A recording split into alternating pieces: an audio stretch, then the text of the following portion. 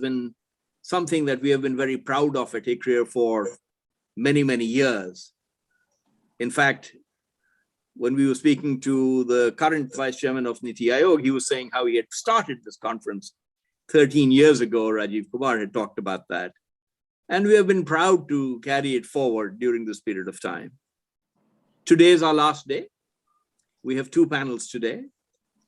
And this panel, of all of them, is the one I am most excited to be involved in.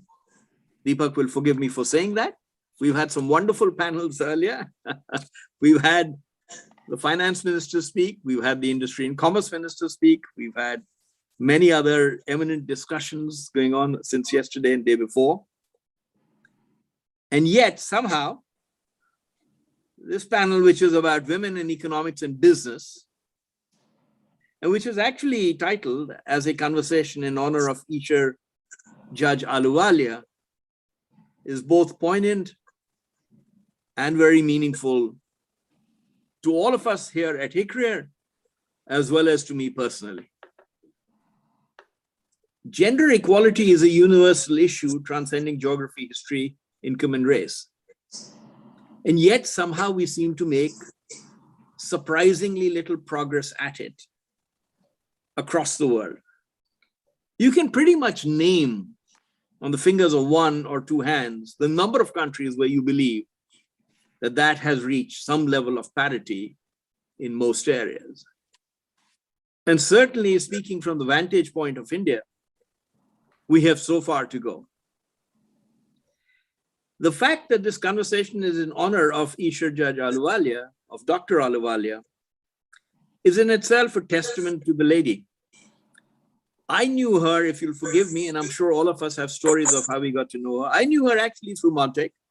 Montek, by the way, was the one, and NK doesn't know this, but he is equally responsible for any success I've had, Montek and NK in those days, because they were the pioneers of liberalization, which is the door through which I came into India at that point in time, and we got our license to run GE Capital here, which was the first time an NBFC had been allowed to set up a 100% owned subsidiary, which, by the way, my seniors in GE Capital thought was a remarkable achievement by me, not realizing that the policy for that had been changed just at the time of our application by Montek and NK and everybody else. I didn't choose to tell them that that's why I got the approval. And they were very happy to give me some very distinguished awards within the company before they then found out that, of course, it was a policy change that allowed us in. I got to know ICRIER after that, well over the years, and certainly through the NIMRANA conferences that we are so proud to host and have been part of, along with NBER and NCAER, where many of you have been, and where, of course, I've met all of you as well. She was, I would tell you, a force of nature. That's what I always used to call her, a true force of nature. And it was impossible to resist any request she made. I remember her calling me when I was running Genpact as a CEO. I was the founder of the company. I remember her calling me and saying, Pramod, I have a favor which you will not refuse.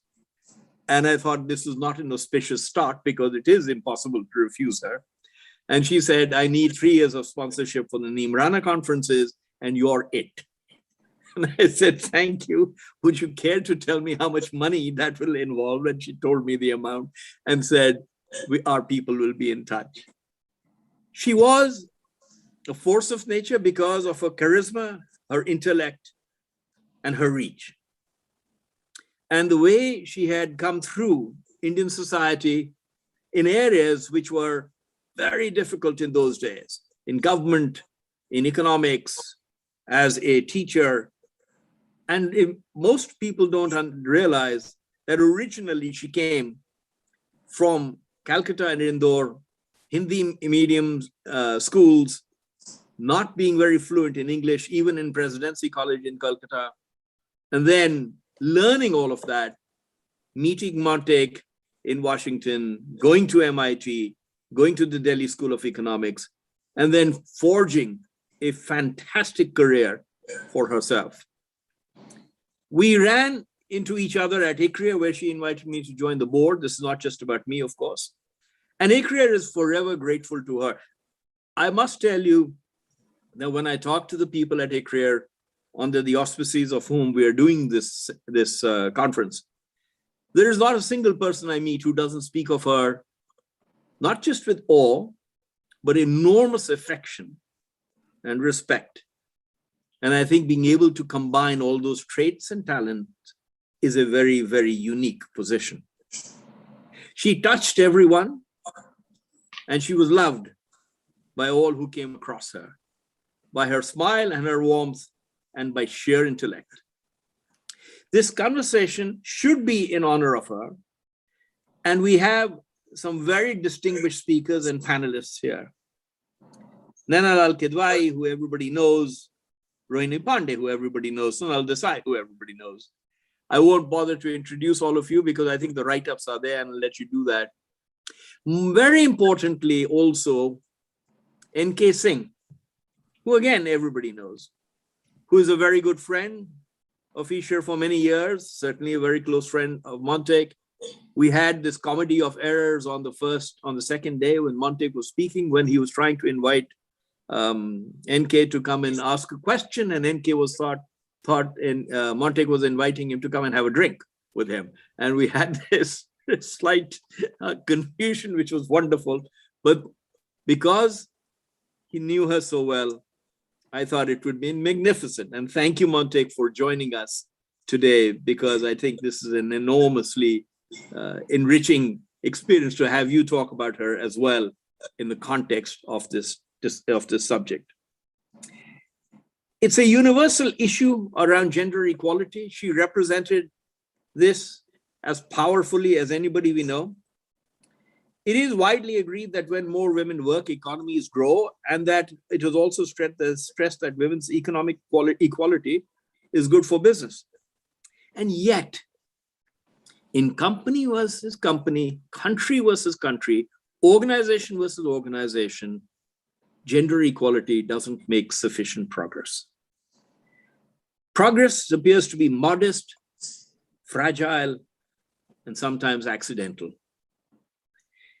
So we have many questions for our panelists, but the format that we will use today is to ask first Rohini to speak for as long as she wishes, 10 minutes, 12 minutes or less, on this subject, perhaps from her own personal life and description as to how she was able to use the challenges that she faced and to actually overcome them to achieve what she has done.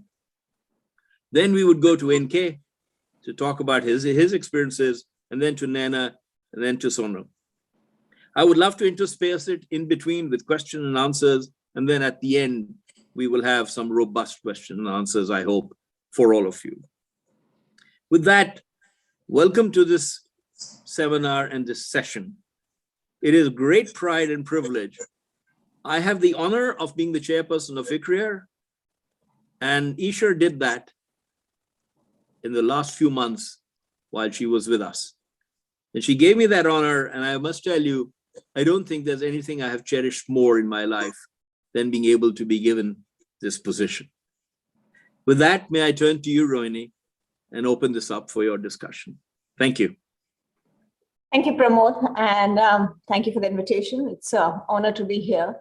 So let me start by talking a little bit about Dr. Ahluwalia, who I didn't know well, but what I wanted to emphasize is the role that individuals like Dr. Ahluwalia played in being important role models for someone like me. So I think the first time I heard about Dr. Ahluwalia was actually from my parents, because she was in Washington, D.C. At the time when I was born. And so it was often described to me as a set of very inspiring young economists who would be around the house. And of course, I have no memory of it. My second memory is actually one of the first internships that I did. And now looking back on it, of course, I remember how painful it is when, 14-year-old, 15-year-olds decide that they have something to contribute and decide that they will lobby to get an internship in some place. But one of my first experiences of actually doing any kind of research work in economics was as a 15-year-old in Delhi at ICRIER over a summer. I have to confess, I have little memory of what I did, and probably everyone in ICRIER has even less memory, or maybe some very painful memories. And then after that, I think my main experience of Dr. Ahluwalia over the years was to see her at conferences or see her at Nimran on the couple of occasions that I went there.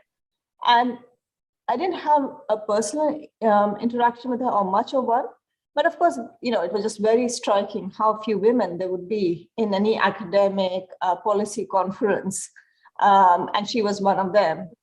My first job after I finished my PhD was at Columbia University, where Dr. Padma Desai was a professor. And I would say that, people like her, who's more senior to Dr. Ahluwalia, and Dr. Ahluwalia and a few others sort of reminded me that at that time you would see sort of one woman every decade, if that, who would have continued on in a PhD. And now that I'm sort of significantly older, what strikes me the most is the lack of bitterness that they carried around. I mean, I think economics or any academic discipline is a difficult discipline to be in. And it's one where, I see some of it, but surely a very little part compared to what someone like Dr. Ahluwalia saw in terms of just being kind of patronized, being mansplained, being sort of talked about in terms of your partner, in terms of your family. But she always came across as incredibly gracious and incredibly intellectually engaged on the issue. And for someone like me who saw her at a distance, that was important, because what you took away was what we would call as the demonstration effect of the role model, that this is an interesting job to do, this is an interesting profession to be in. And what you didn't get much sense of is how hard it had been for her to get where she was. And so if I have, I'd say, any regrets at this point, it is that I never heard from her about much of the struggle or much of the anger that I'm sure she carried within her, as I think most people do, and how she made her peace with that in many ways.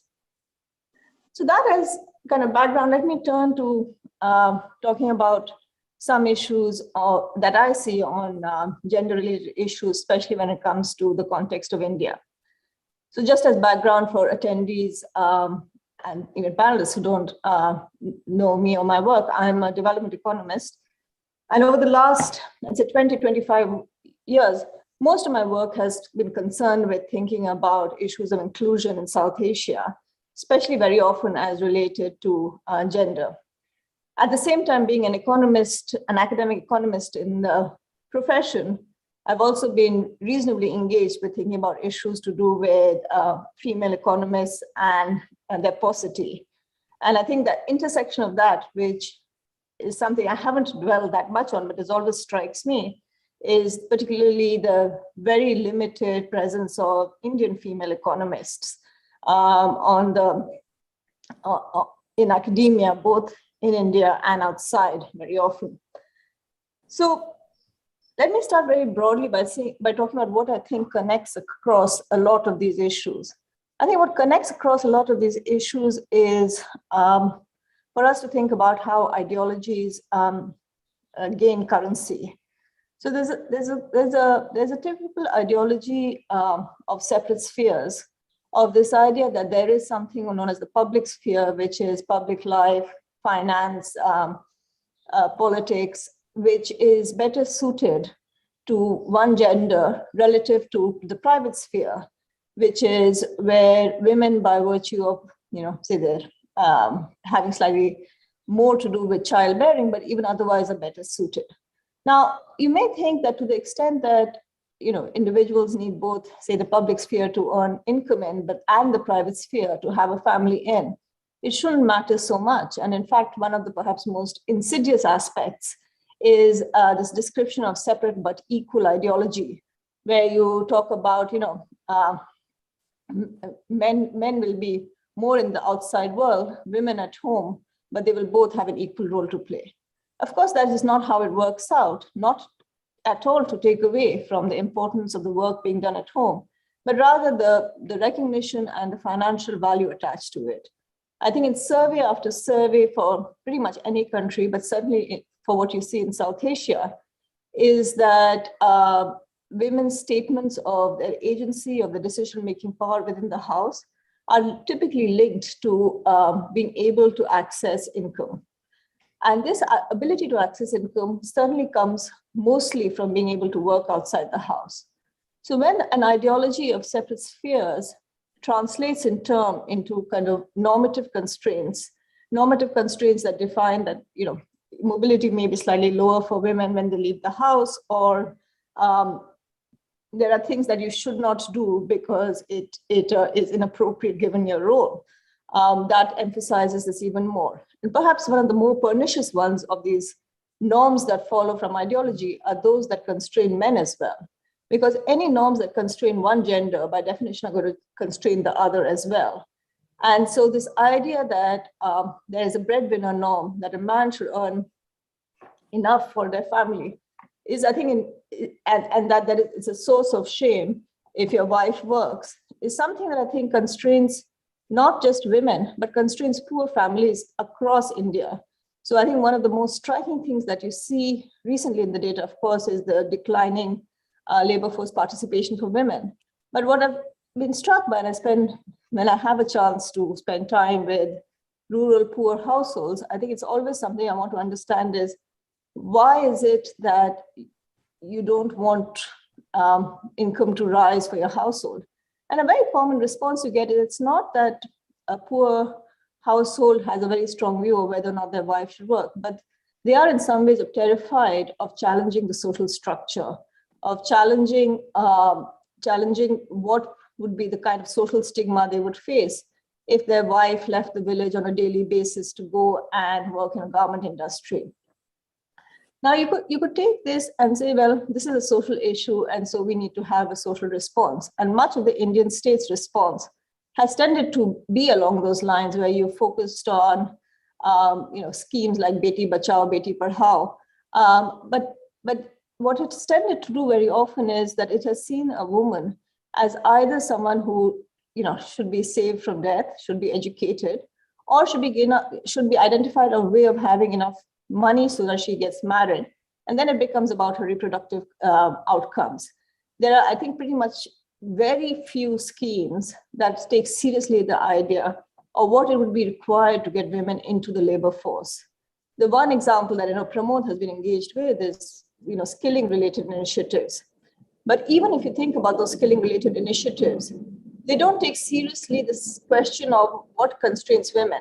They typically tend to focus on just asking questions about quotas. So we put a quota that 30% of all Skill India programs should have women, but it doesn't actually recognize the fact that what constrains a woman from either joining a skilling program or then migrating for a job afterwards is normative.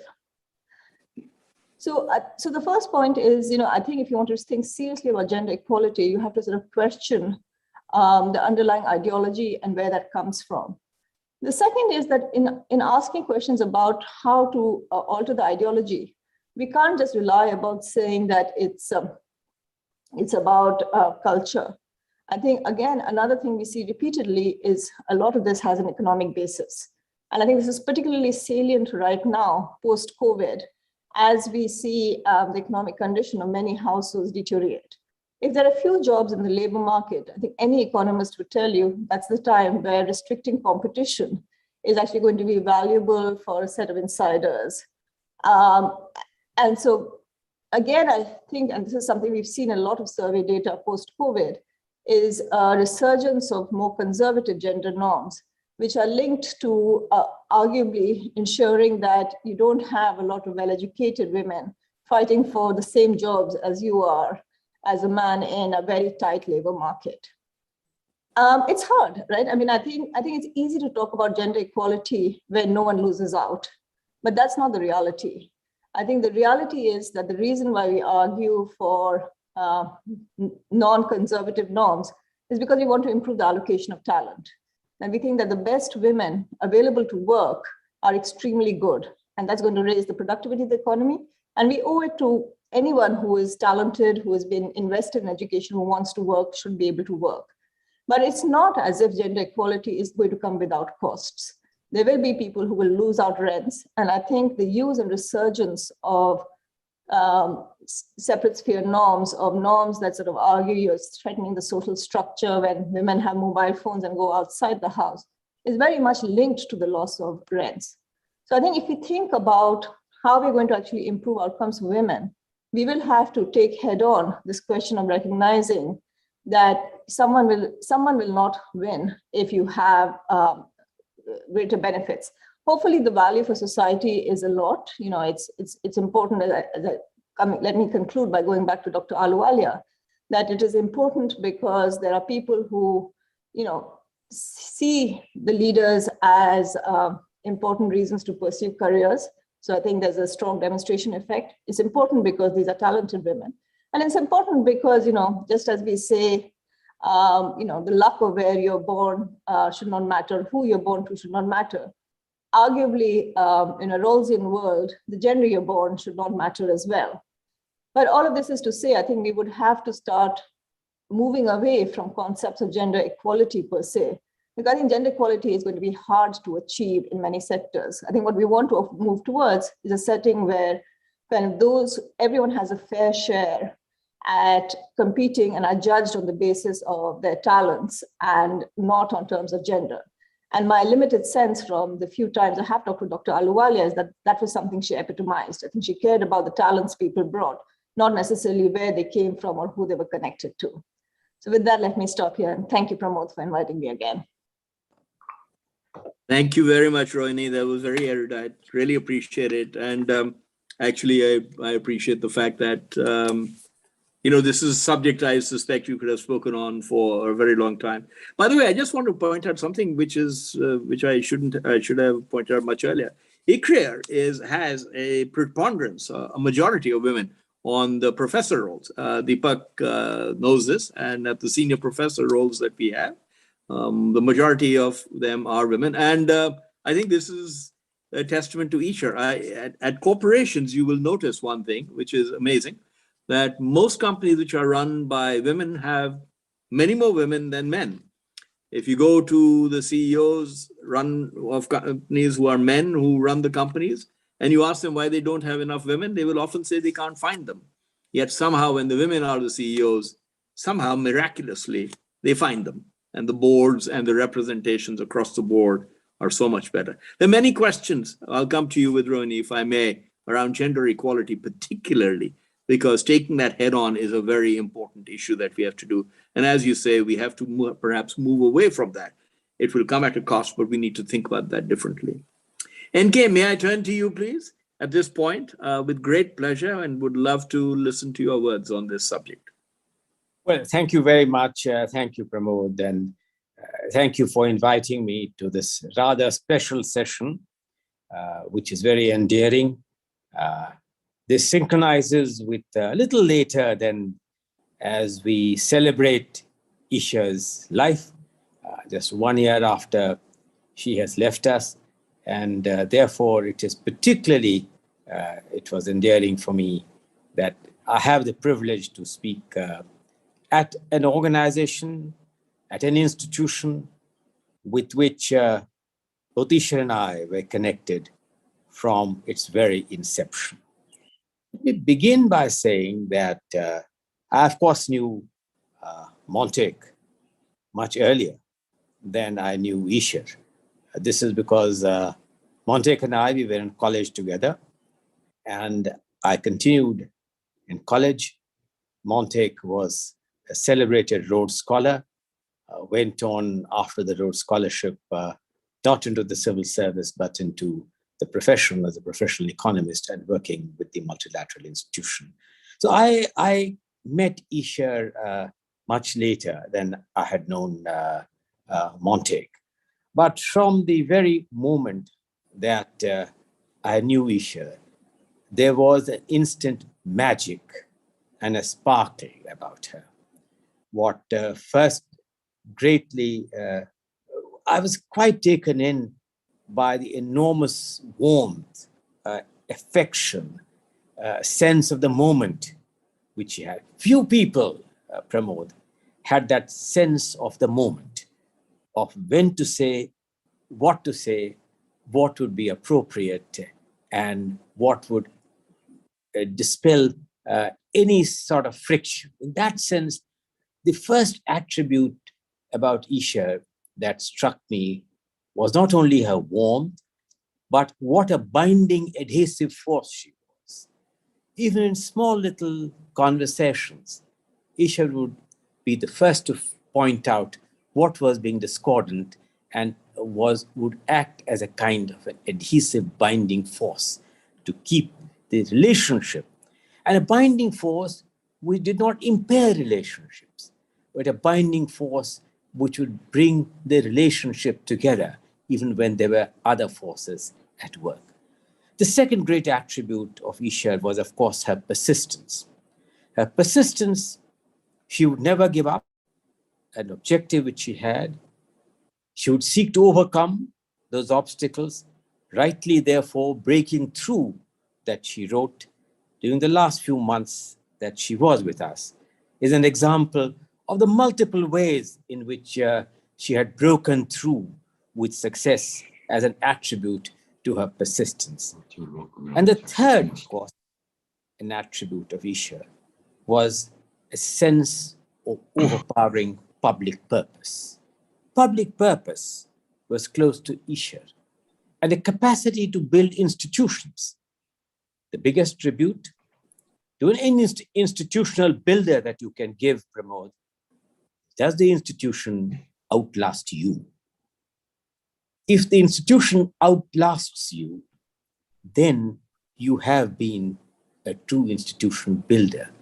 But if it becomes virtually coterminous with you, you have been only modestly successful. The fact that 1 year down the line, Pramod, we are still full of the anecdotes and memories of the institution which she built in the last formative years of her life is indeed a tribute to the fact that institution building was in her gene makeup.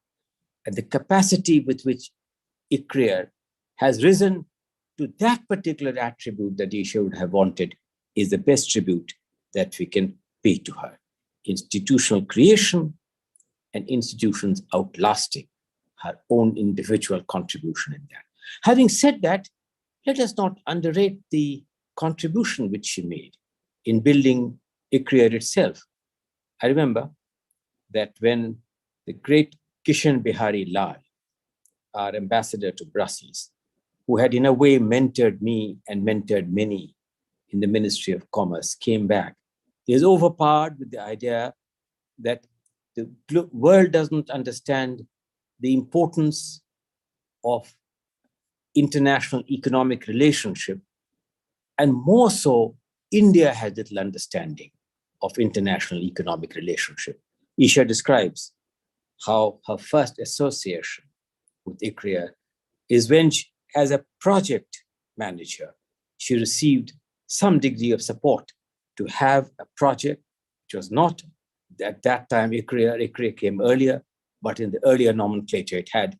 Both Isha and I, we shared, along with others like Rajiv, you mentioned. Rajiv was also recruited in that exercise, working out of the terrace of the India International Center while ICRIER was still looking for a home.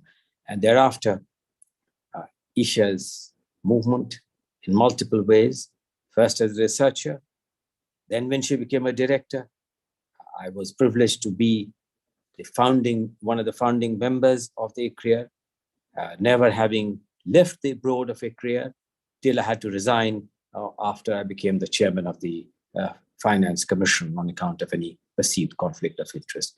And when not only as a director, but thereafter, in spite of the break that she had, or relocating to Washington, coming back to take up the difficult challenges of which somebody like I.G. Patel, to fit into those shoe steps of the great Dr. I.G. Patel, it was a daunting challenge. Isha took on that challenge And ICRIER proved the fact that today we celebrate ICRIER's success as one of the leading global think tanks. And that is indeed a tribute to ICRIER's lasting legacy. You mentioned, Pramod, about how she persuaded you to take on the endowment and the support for the NCAER conference. Let me add to that those of us who know, and she has mentioned about this in the book, of how Montague started the Jackson Hole conversation with late Marty Feldstein, the whole concept of a NCAER conference. From that time, her continued participation, and from that time, she felt that she could provide an equal partnership in the logistics, arrangement, and the academic pedagogy that ICRIER sought to foster through the annual NCAER conference. Earlier, which you know, that it was an arrangement between the NCAER and the NBER. The role of ICRIER evolved.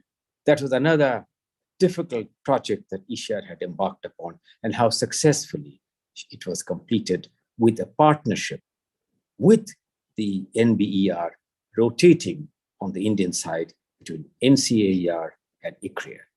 So I think that was just another of that example, that she would never give up the public purpose and the public cause. I think finally, I cannot but end by saying that in my own personal life, I received great overpowering affection from her. My relationship, her relationship with my wife, which she mentions in her book, with my children, each one felt that they had a very special relationship with her. And each one felt that they could turn to her for guidance and for support in difficult moments. And yet, I will end by saying that on this part of my remarks, that she was a great sport and she had a great sense of humor. I don't know if Montague will remember. There was one occasion when I was retiring from the Prime Minister's office, and there was some debate on whether I would continue or not. At that time, my going to the Planning Commission had not been thought about. And then all of a sudden, to surprise everyone, and Isha was very keen that I should continue. It was decided that I would continue in the Prime Minister's office. And when I came home that evening, I suddenly found that the house was a bit darker than I would expect.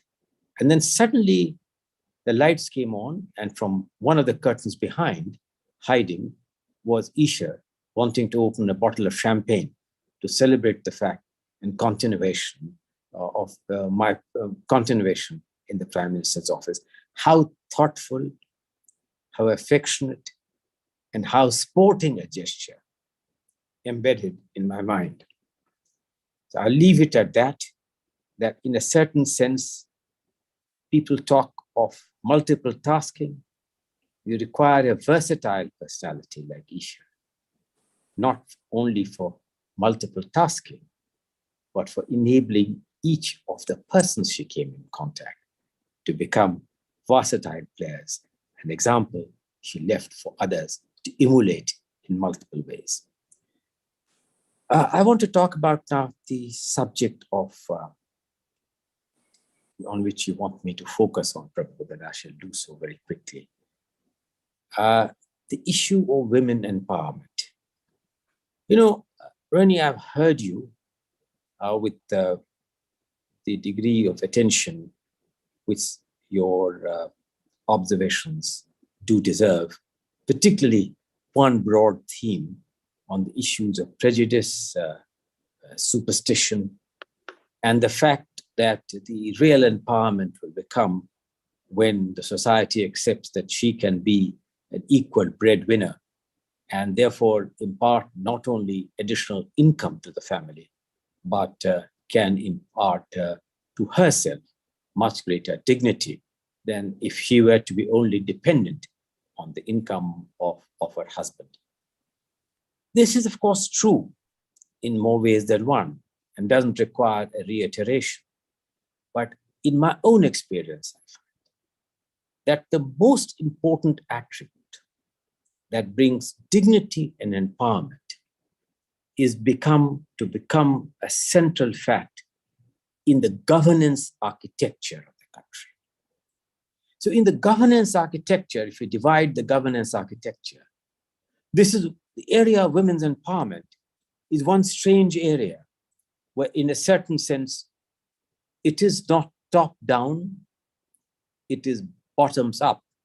You began the empowerment on the governance architecture from the third tier of the Indian governance architecture, when in fact you have today reservations for the offices of panchayats and urban local bodies embedded in the legislative sanction of almost all states. And you have no idea of how much this has meant in a village when, with pride, the husband is introduced as not the Mukhya, but Mukhya Pati, which meant that happens to be the husband of the lady to whom he is fortunate enough to be married. And that comes from the empowerment which her election has given him. So what may be true of the third tier of government, alas, is not true of three other segments. And I will just make some very brief comments. First, I lament the fact, greatly lament the fact, that the legislature has been slow and not acted with the alacrity that it deserved.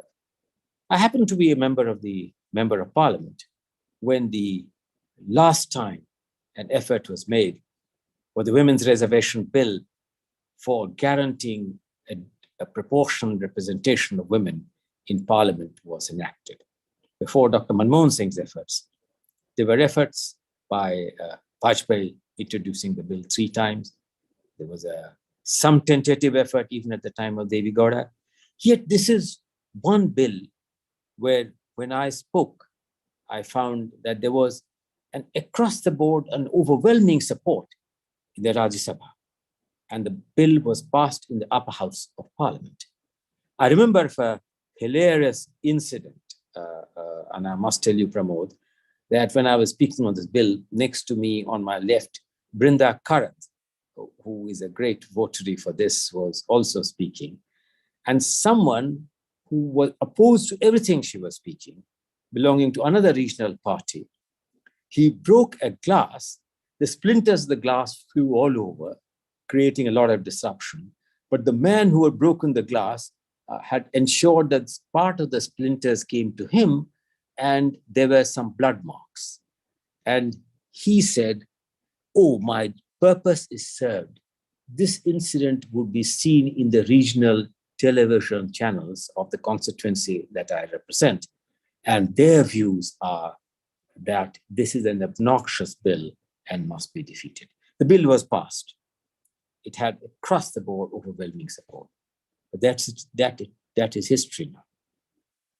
It languishes now for very long. It has not yet become an act of parliament. So I think that one of the things, an area where we need to focus on, is what kind of an intellectual climate, awareness we can build to improve the representation of women in the legislature, which is a key in the governance structure. And the Chief Justice of the Supreme Court of India talks about a fair number of women who should become part of the higher judiciary. And that's a very laudable thing. But, and I hope that it makes some credible progress beyond the powerful rhetoric of the impassioned appeal of the Chief Justice of India, and that it percolates to the legislature also of states and of the central government. 2 other areas, and I'll stop there.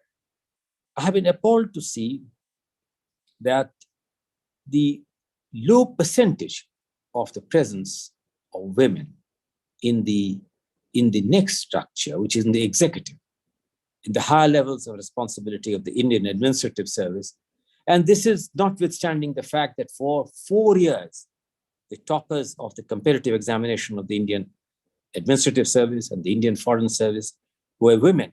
Notwithstanding that, look at the results of the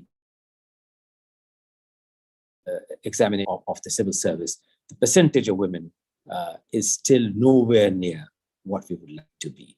And the fact that you are waiving to women candidates the payment of the mandatory payments for taking the civil service examination and so on is, if you ask me, not an adequate enough factor. Now, a competitive examination is a competitive examination. And this goes back to the point that Rohini was rightly making. Why are less and less women not able to break the higher echelons of the Indian Administrative Service and the Indian Foreign Service? And what can we do to bring about a qualitative change? You talked about the fact, Pramod, that in the corporate sector, yes, of course, now there is a rule by SEBI that at least one woman in every board, but is that adequate? Let me give you one particular data which is not so flattering to all of us. What percentage, I wanted to find out from the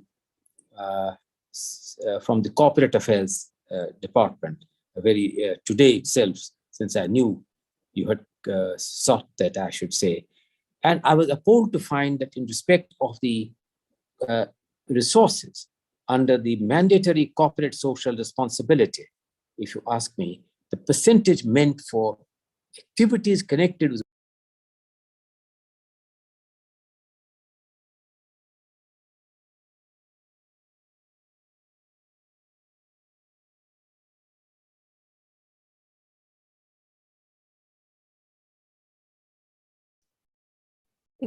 Pramod, you're muted. I'm not the only one who lost NK, right? We've all lost him. Yeah. Manmeet, if he is listening, Manmeet, can you call NK and just ask if we can help? And then what we'll do is, in the meantime, if you won't mind, move on because I'm not sure. Ah, there he is. NK, thank you. You're on mute. Sorry, you're on mute. So Thank you. That as far as the corporate social responsibility is concerned, I think we need to look at why a larger percentage of these mandatory CSR funds cannot go towards various activities connected with women empowerment. There are other points connected with how to get and mainstream the corporate sector. But I'll stop here. I've made some comments on the fact that whereas agreeing that breadwinner is important, being an integral part of the governance architecture is central in the long run, both for dignity and for empowering them in multiple ways. Thank you very much, Pramod, for this opportunity. NK, thank you for your eloquence as always. I hope I'm not on mute. Okay. Thank you for your eloquence as always, and your elegance, and the way you have stated, and the way you've talked about ICRIER is actually magnificent, NK. I am so delighted that you were here to be able to do that. Montek is here. Montek is listening. He told me he would be listening. We sent him the link, and I'm sure he's overjoyed to hear all this and deeply touched. As you said, it hasn't been a year. It's going to be a year. You'll be happy to know, NK, I think you knew this already. We're going to name the ICRIER building in Saket as the ICRIER building. We're just waiting for that. Great. Sorry, go ahead. You're going to say great. That's a great thing. Yeah. So when you talk about the permanence of institutions that she has built, I assure you that is one more sign of institutional creation and institutions outlasting everyone, but her name will be there permanently etched. I think the points you raised, and I hope to get a chance to ask you questions on this, and I know you have some time constraint, particularly on IAS and IFS and the role and how many women are in these areas, despite a lot of effort across the board. I think these are important issues that we need to consider, particularly in light of what, Rohini, you were talking about, as to what perhaps should be the focus, and perhaps in some cases, the focus is misplaced. The CSR spending money is absolutely appalling. I agree with you in terms of where it could go. And yet, despite years of effort, I cannot help but feel that current incremental efforts won't work. It's almost got to be dealt with on a war footing almost like climate change, to get to a level where you have greater empowerment of women. With that, let me move to someone who, Nena, I'll embarrass you by saying this. She's one of my closest friends in life. I consider her part of my family, actually. She doesn't, but I do. So that's always interesting. And we live close to each other, and so we see each other a lot. And here's a lady supremely empowered who has done wonderfully well. I've always admired her intellect as well as her poise. And with that, Nena, may I turn it to you as a wonderful example. And you've been a wonderful example for all of corporate India as to how women can be empowered and how well they can do and rise. Thank you, Nena. Over to you. Yeah, thank you, Pramod. And you embarrassed me with all that comment, not much of which is true. But let me start by just talking about ICRIER, who I may not have known as well as NK and yourself, but someone who I interacted with a lot professionally. And first and foremost, what comes to my mind when I think of ICRIER is that amazing body of work she led on sustainable cities and looking at structures for urban India well before these became fashionable, well before Swachh Bharat, well before any of us were even looking at tackling these issues. And the depth, analysis, the passion she brought to these fields influenced many like myself to move into this field of sanitation and water, which I now work in. And it is these influences, the seeds of that someone with her intellect, her ability to put the issues out there in a very balanced way. There was so little criticism in those papers. It was all forward-looking. It was all about here are the answers and the argument of why. And we were still in a state in the country where, the argument of why we needed to spend in these spaces was important.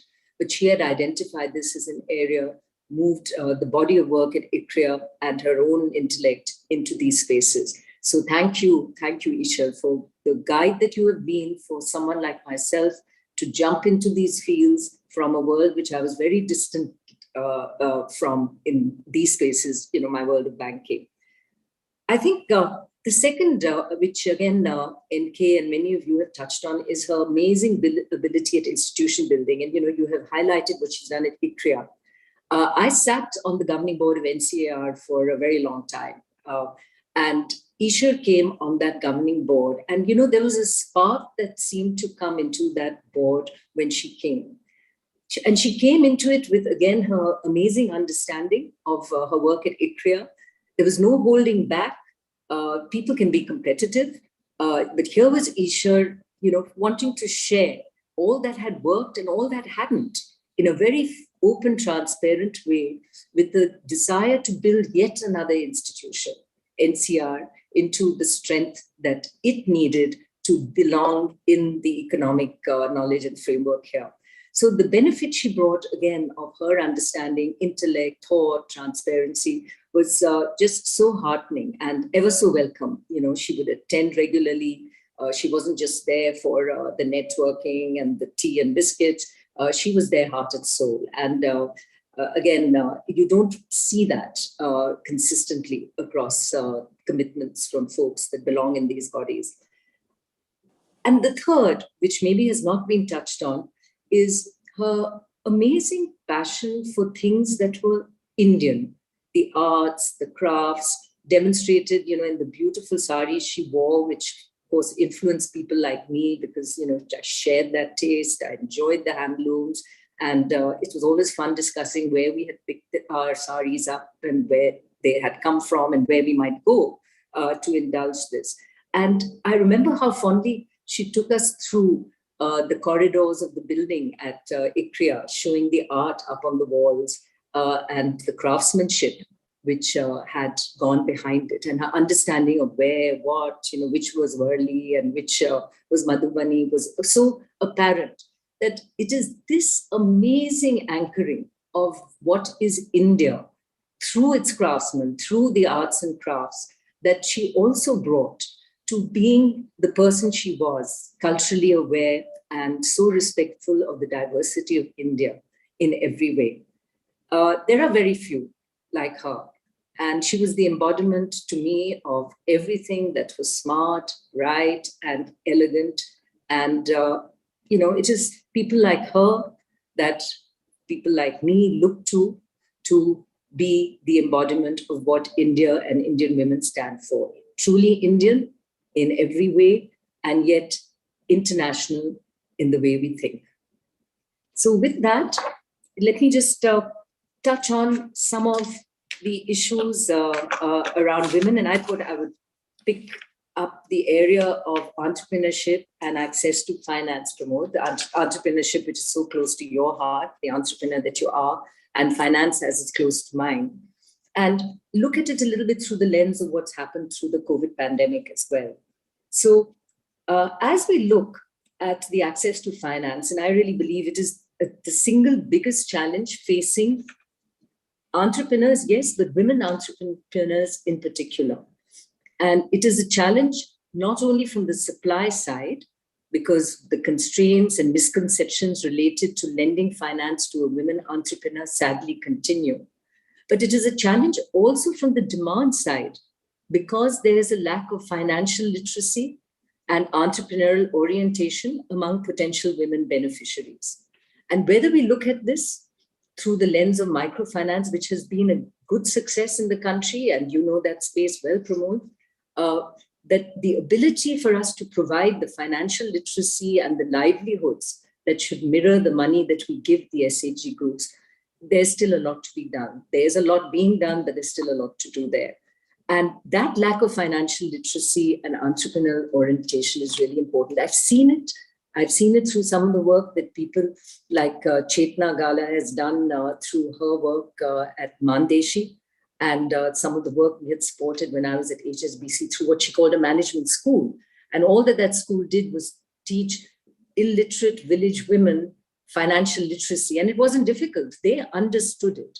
And they went out there as vegetable vendors and tailoring outfits and actually began to employ other women once we gave them these very simple skills. So we need to enhance the demand side of financial literacy, even while we create the supply of finance. And these issues impact women-led businesses disproportionately and hamper growth. So to, in fact, Rohini's point, how do we pull women out of the home and give them that economic handle to be able to move out?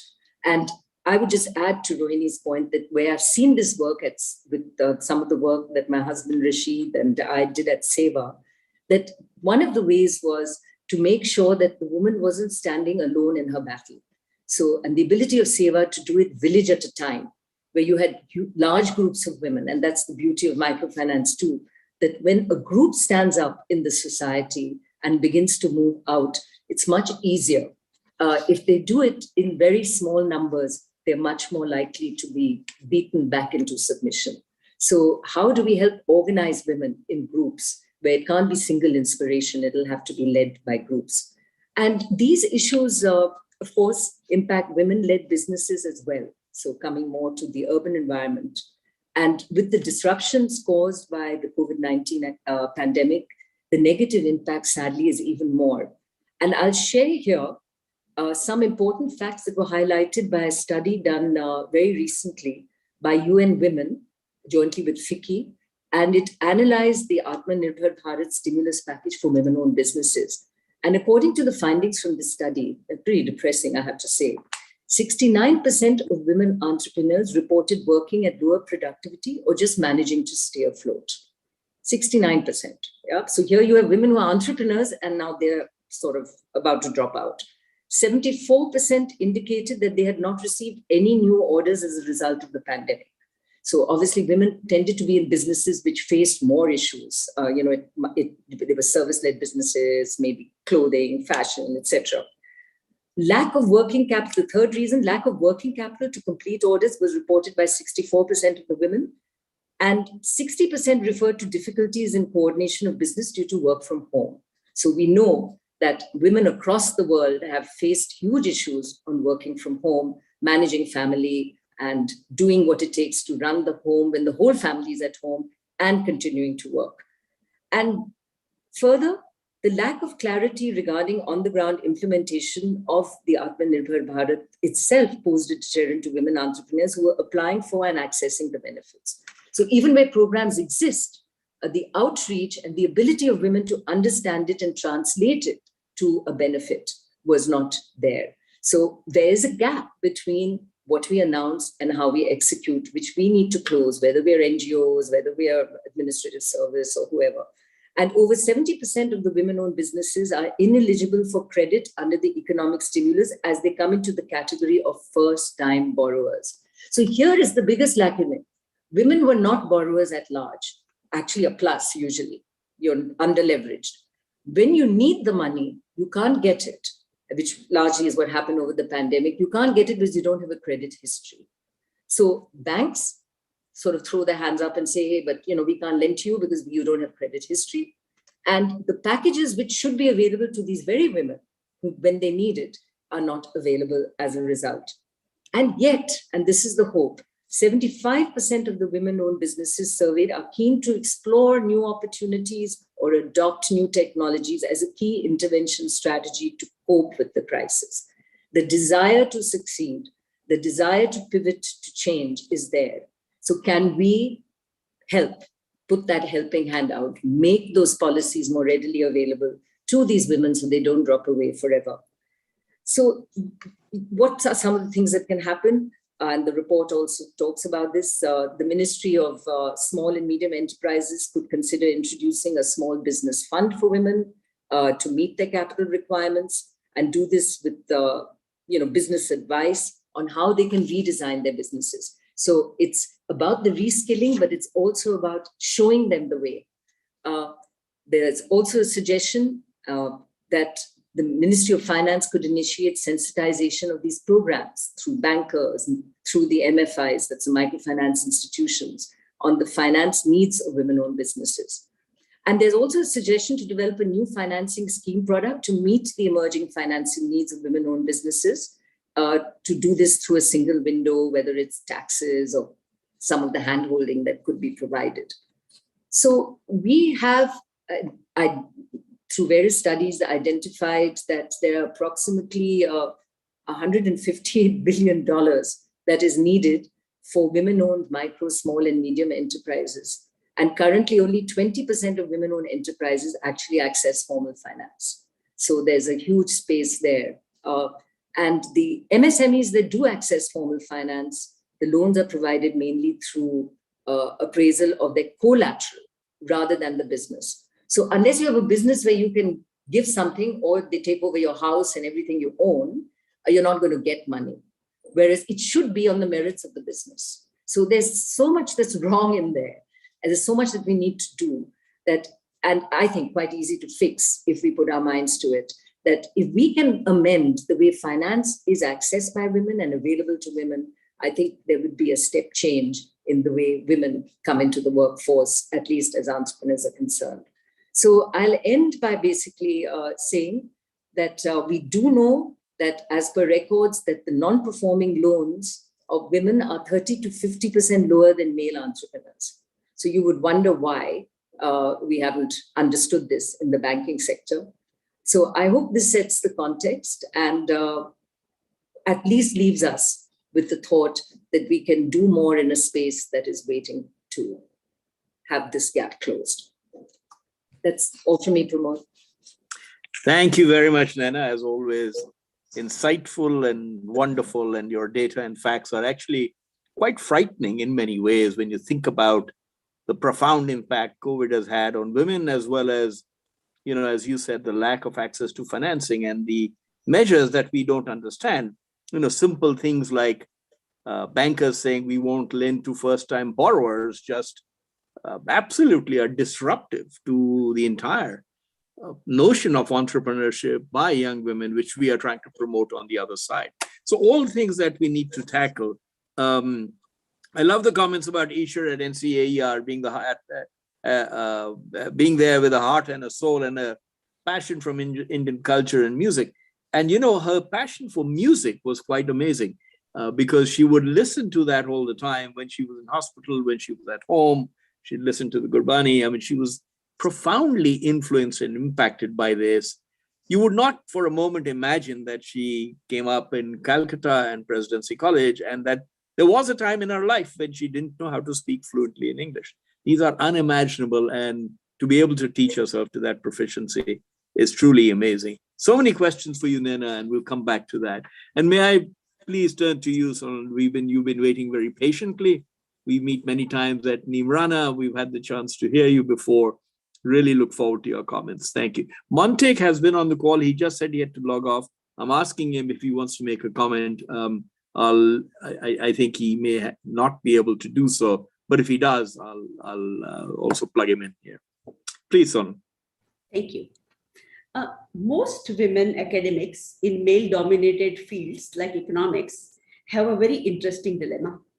On one hand, we expect that these women will, academics, by becoming successful academics, will provide role models for younger women. At the same time, we also expect that they will focus on issues which are relevant to women, that are specific to gender, and bring a very special gender perspective to this world. The problem is that what we don't realize is that these two are not always compatible. Okay? Working on issues that are of relevance to women and gender is important. It is something that women academics are uniquely good at doing. However, it is not necessarily something that brings the greatest attention. Let me give the most interesting example for me was that every time I hear about Amartya Sen's 100 million missing women phrase, okay, I'm reminded of the fact that his was a back of the envelope calculation. And before he actually did it, there was enormous amount of work on this field by people like Monica Das-Gupta, Barbara Miller, and many others. And yet, it's the 100 million missing women by Amartya Sen that gets remembered. Okay? So in some sense, I think for women academics, there is a challenge of being ghettoized as long as you are focusing on issues that are of relevance to women and gender. And yet, if they don't do it, perhaps it's not likely to get done very easily. Okay? So there is the dilemma. Focus on becoming successful role models through your success in academic or any other field, or focus on issues that are important, relevant, and represent what other women are expecting from you. Okay. Fortunately, in some ways, okay, this is a dilemma that has become less intense for women academics as years go by. And part of it is through the efforts of people like Judge Ahluwalia. Okay? By becoming successful at what they do, okay, in some ways, they sort of created this pathway that made it possible for younger women to be both successful and true to themselves.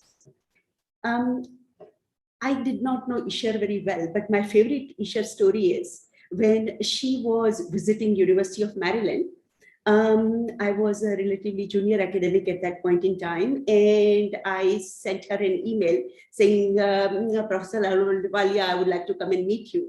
And she immediately responded and she said, please come over. Okay. As soon as I entered her office, she very carefully prepared tea for me. Okay. And we sat down with that cup of tea, which is not something most senior academics would have ever done. Okay. And she pretty much, it was this very caring and graceful attitude, which brought in both the warmth and the care work that women as women do, and also the mentoring and intellectual input that she was willing to provide towards me as I was sort of thinking about my own research career. Okay. So that sort of, when I read her book, there was a story about a teapot, and I was suddenly reminded of that particular incident. It also made me realize how she managed to escape being typecast as Mrs. Commerce Secretary or Mrs. Deputy Chairman of the Planning Commission. Okay? And it was truly inspiring and impressive. And I think that in some ways, by breaking the barriers that women economists have faced Isher and other women of her generation allowed younger women like others, many of us, the option to focus on doing research on gender without the fear of being typecast, that women can only do work on women, that women cannot do work that is statistically or econometrically rigorous, and so on. This is, before I sort of start talking about some of the issues confronting India in the field of gender, I actually want to honor Isher by remembering what she often did, which is recognizing the strengths and the pride in what we as a nation have been able to achieve. And I would say one area in which India's achievement on gender front is totally unrecognized, okay, is its tax code. Much of the research in the United States on gender and taxation has focused on marriage penalty that exists because American families file their tax returns as men and women together rather than males and individuals separately. The joint filing of tax return basically diminishes in a progressive tax code, diminishes the value of the income earned by the lower earning person, which often happens to be women. And consequently, there is an enormous amount of literature of how this marriage penalty has reduced labor force participation of women. India has fortunately not followed in that footsteps, and tax returns are filed individually. Okay. Having recognized that one sort of significant achievement, and perhaps some of the other achievements that Rohini has researched and N.K. Singh has talked about, such as representation in panchayats and so on, I think there are many areas where work still needs to be done. I will not focus on issues of culture and household. I think I'd like to honor Isher by focusing on the kind of topics that she researched, where again, there is a lot of sort of a gender perspective is required. Specifically, the three areas that I want to focus on are urbanization, infrastructure, and environment. Okay.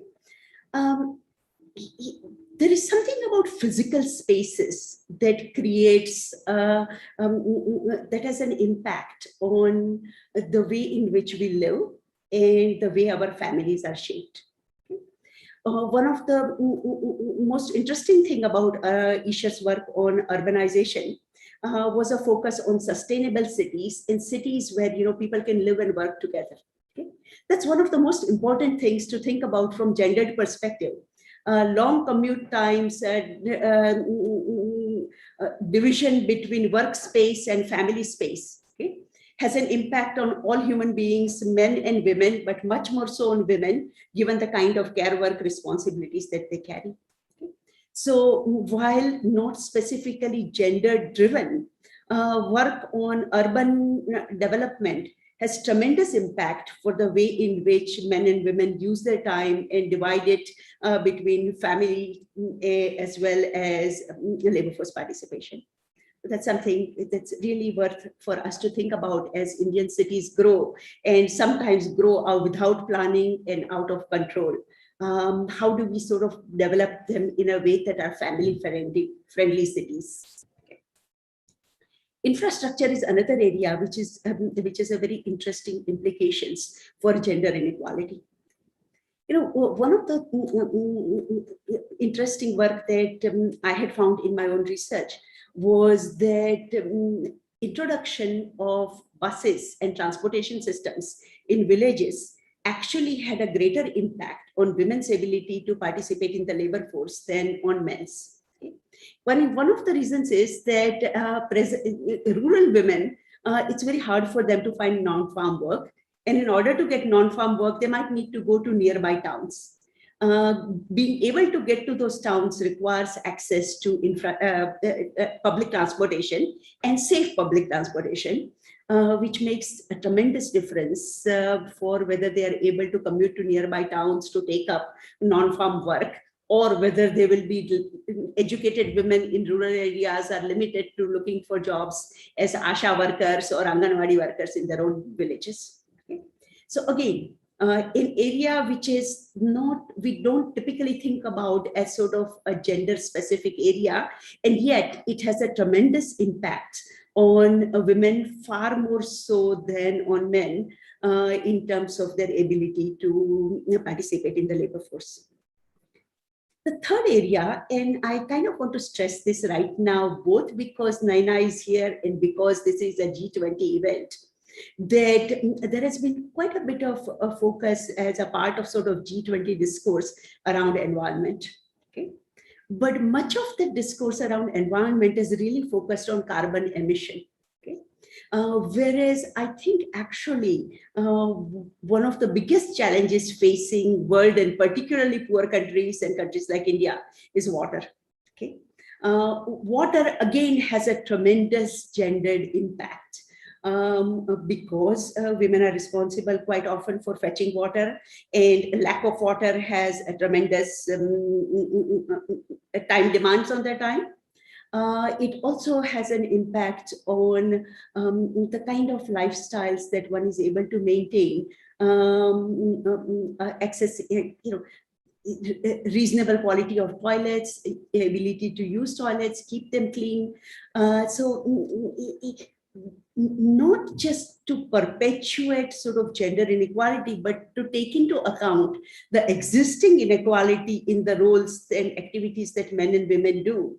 Some of these infrastructural improvements, again, could have a tremendous gender equalizing impact.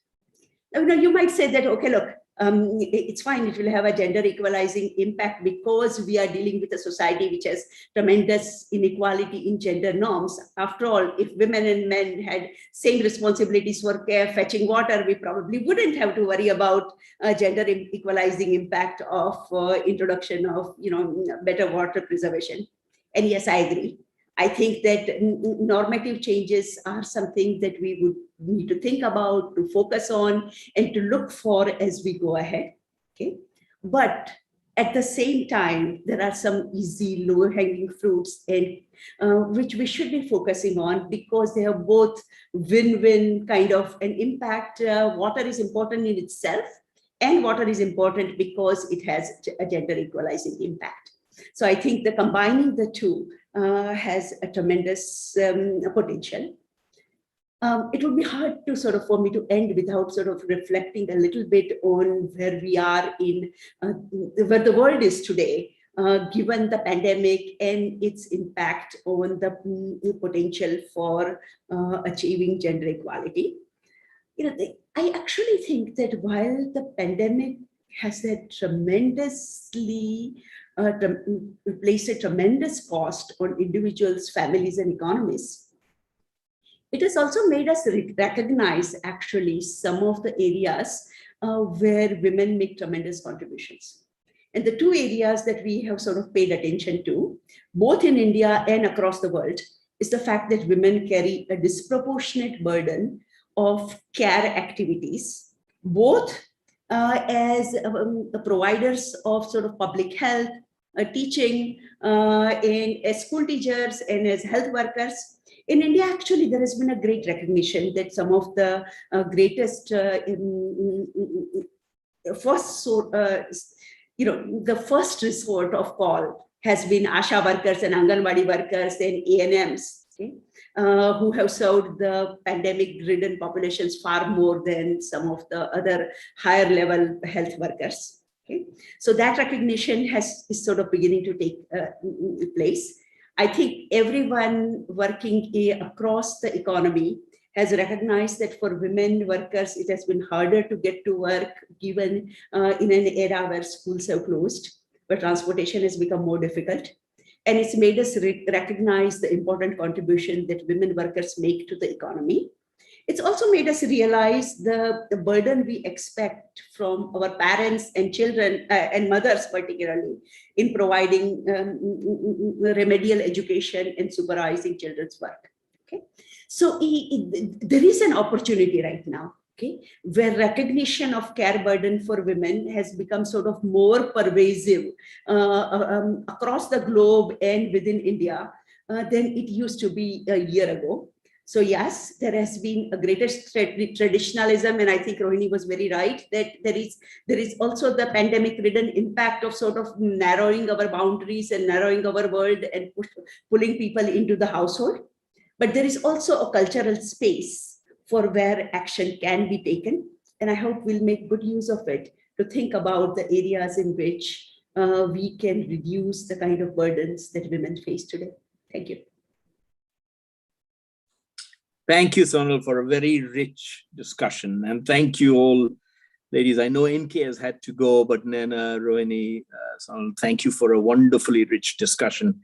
I think your comments about how infrastructure plays such a huge role, water plays such a huge role in terms of the gender equalizing impact that can have is certainly for an amateur like me who hasn't dived into these spaces, something that we don't think about often enough and don't respond to often enough. We have about 15 minutes for question and answers, and I hope we can get into some really good discussions here because you've given me such a rich feast. I have 5 pages of notes, which will confuse me thoroughly, but at this point in time, I will use those notes as best as I can, especially coming back to a variety of the very deep issues that you have all touched on.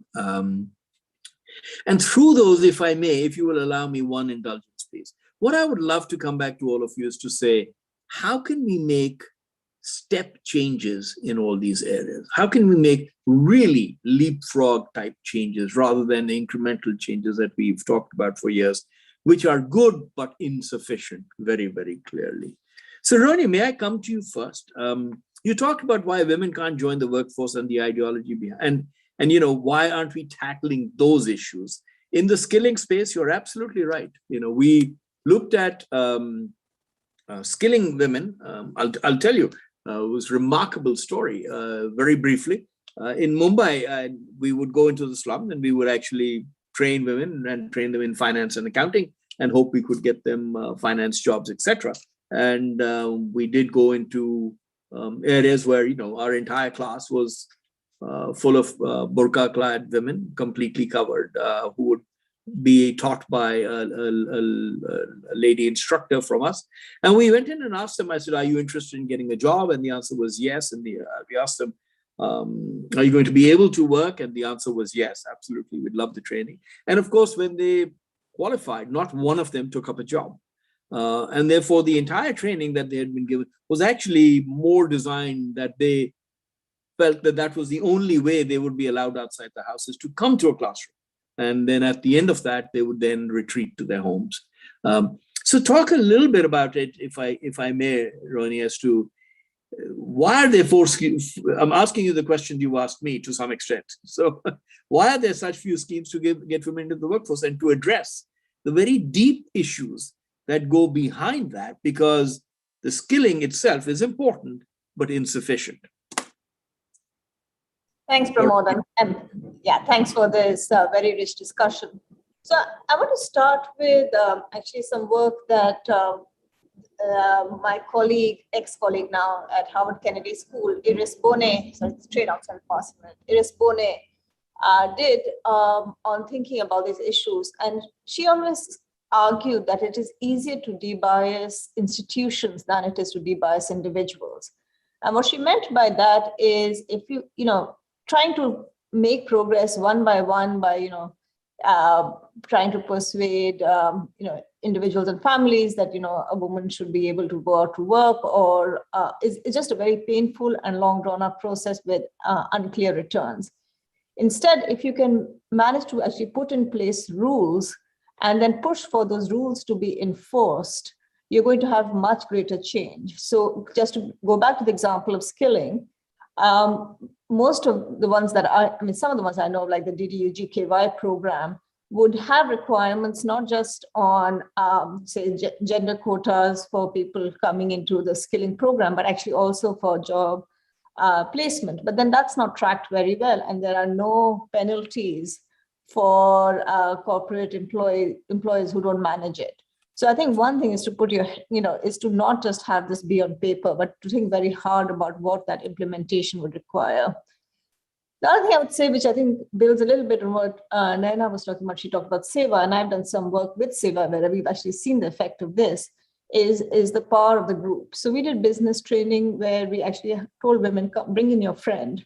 And we compared women who came alone to those who had the ability to bring in their friend or someone who they thought they would be able to use as support while both of them started business. And we saw this was a experimental trial, so we were able to really look at the causal effect. And we saw a big difference that the women who were able to bring in their chosen friend who they thought would support them, who they would support, continued on much more than someone who just came in alone.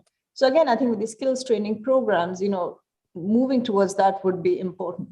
The last thing I would say is again, and I couldn't agree more with you, Pramod, on this, is it's important to do things at scale. I think, there have been some analogies drawn to kind of bringing women into the labor market to issues of climate change. And I think in both cases, we know you need change at the system level. And so I think, and again, I think IRIS's work has shown that when you open up, for instance, 3 positions in a firm rather than 1 position each of 3 years, you're going to do better on diversity because people don't feel so threatened, right? If you have just 1 position opening up every year, they're like, oh no, we want the most qualified person, the person is there. But you say, look, I have 3 positions, let's think about more broadly what we need. They're more willing to think of diversity issues. So I think you can also be strategic rather than, posting jobs every 6 months and say, okay, once a year we'll have a drive, but we'll have 10 positions and the other things we care about. I think those are also things that actually make a difference in bringing in. And then the last thing I think, and I see that in academia, and I think all of us in whatever leadership positions see this, is I think you just have to refuse to accept the pipeline argument. Of course, pipelines are important. Of course, we need more women in education, but there are enough people out there. So this argument that, oh, there are no women we can hire as assistant professors, and, there just is too thin a pipeline and we will just take too much of a hit on talent. You just have to say, no, there are enough women, you're just not looking hard enough. And I think it's important to work on the pipeline, but, people drop out of the pipeline, and that's a part where many of us have an ability to actually focus on. So let me stop. Wonderful. Wonderful. We don't have enough time. I mean, every one of those points that you made would allow us to delve higher, but we'll find another time. Then, you've talked about the impact of COVID, which is profound, right? And the imbalance that has created, where you've seen it every time, and the statistics that you were talking about, which is 75% would like to explore new business. And you're a banker. I've been in financial services. We've both been there. We both see these norms. We both see a way of working which inevitably, unconsciously or consciously, creates biases against women entrepreneurs, against women empowerment. But how do we try and change that? I know I'm boiling the ocean here in many ways. But how do we try and make a difference? 70% of businesses, you said, are not eligible for loans because they're first-time borrowers, right? But surely, what would it take for the collection of women to come together, particularly to change this? 2, precisely the words that Rohini, you were talking about, which is if they work in groups, and then you talked about this, if the women work in groups, we help them in groups. How do we expand those models beyond just microfinance to other forms of self-help groups? That's something we've experimented with, by the way, at HelpAge. We have a lot of self-help groups amongst groups of people who stand up for each other, and we're trying to formulate that. I'm sure, Seva, many others have tried that. And are there ways in which we can work with that to do that also at scale? Because again, incrementalization, I worry, doesn't help us enough. We need profound policy change as well. Yeah.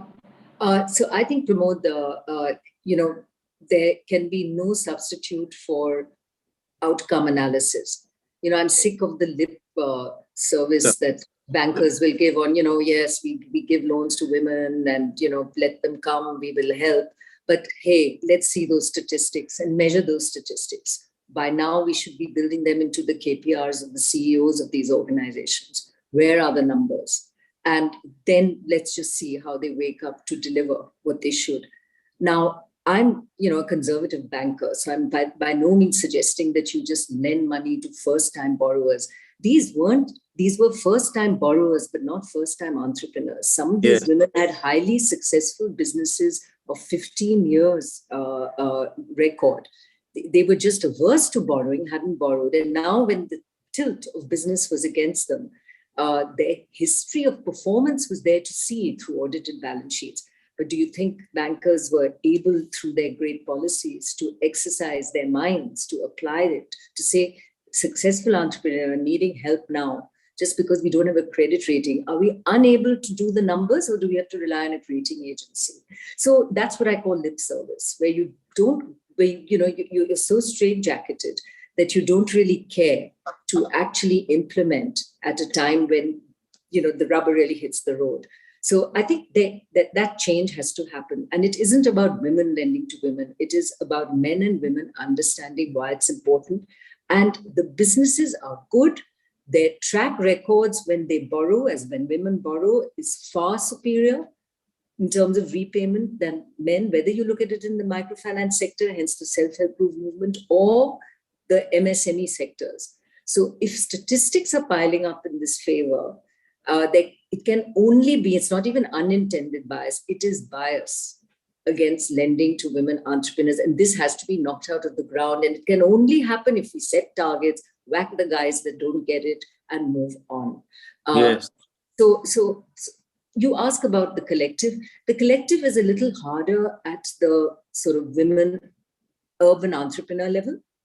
We've seen how it's worked well at the rural level, but more networks of women where women can share their experiences, their voices can be heard, can help. Women, unfortunately, are very poor networkers. Historically, they just don't find the time beyond work and managing home. So they don't help their own cause in this. But we need to give them platforms where these voices can come together. And on the one hand, understand what is available, but on the other, also voice their issues so that they can be carried up to the powers that be. I would just end by saying, if every policy of government can be seen through a gender lens, when you do water, gender, when you do sanitation, gender, when you do education, gender, gender is a horizontal cut across every ministry. It's not a vertical. And the way we apply every policy should have underwritten this cause of gender and equality. Yeah, it's a fantastic thought, Nana. It's something we should carry out and talk about profoundly all the time. We only have a minute. Well, we actually don't even have a minute. But I'm going to come to Sonal, and then we'll end very quickly. We just have a minute or so. Sonal, you've talked about the women carrying the disproportionate burden of care, the impact of infrastructure. And I'm going to ask a very broad question, which I know everybody will have a view on. At some level, this is just inherent bias. You can no longer defend the fact that there aren't enough women in the IAS or the IFS or anywhere else. And at another level, it's of course exactly what Rohini also talked about, which is all the hurdles that are in the place of women joining the workforce and staying there, right? All of those issues. Again, I would come and ask you this question. How do we try and leapfrog and do some of this at scale? I totally agree with Nana and Rohini. Put the measurements out there, make that measurement tough, make sure we go after them, because the time for incrementalization to me seems to be long gone, long past. And therefore, how do we create a call to action which is very different from the way we've tackled this issue up till now? And you're on mute.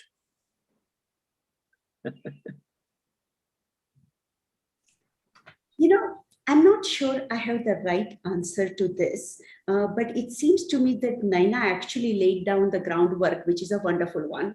I think there are basically two things we want to think about. One is sort of a do no harm policy. Every policy where we sort of think in terms of sort of changes, growth, labor policy, trade policy, any of these policies, let's think in terms of to what extent they could have a negative gender implications.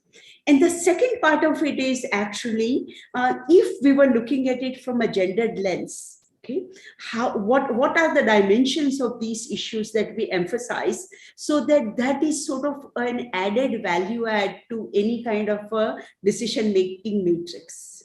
Okay. And I know we are running out of time, so I'll stop there. No, I think these, look, I think at the end, the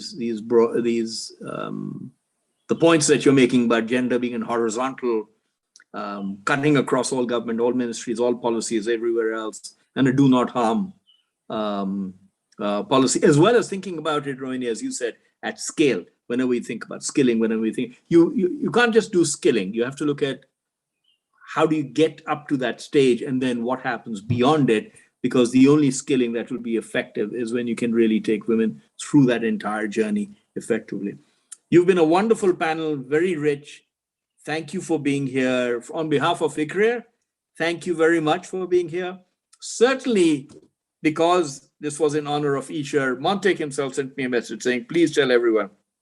He has absolutely been delighted, loved the fact that this was done in her honor. And for me, particularly, as it's a very personal and special honor that we were able to do this. Thank you very much for joining us. Thank you very much. Thank you. Bye. Thank you. Thank you. Thank you. Can I just say to the attendees who are here that our next session will start at 7 p.m. So please go and have your dinner and come back in about an hour and 30 minutes. So we'll have an interesting discussion about political economy, diplomacy, and future of G20. So look forward to seeing you again at 7 p.m. And thank you very much for Nena, Sonal, and others who have stayed back the panels from the previous session, and Pramod for a really wonderful reach and heart-touching discussion. Thank you very much. Thank you, Deepak. And ICRIER is very lucky to have you and Pramod at the helm. Bye. Thank you. Bye-bye. Bye.